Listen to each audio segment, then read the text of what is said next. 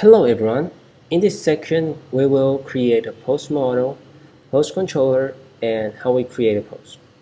For example, let me create one post, like hello world, and I'm gonna pick one file, one or two, or maybe three. Okay, and hit open, and click post.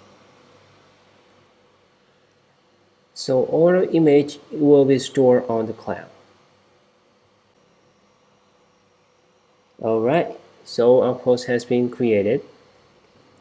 And you can also see multiple image for one post and view a specific post,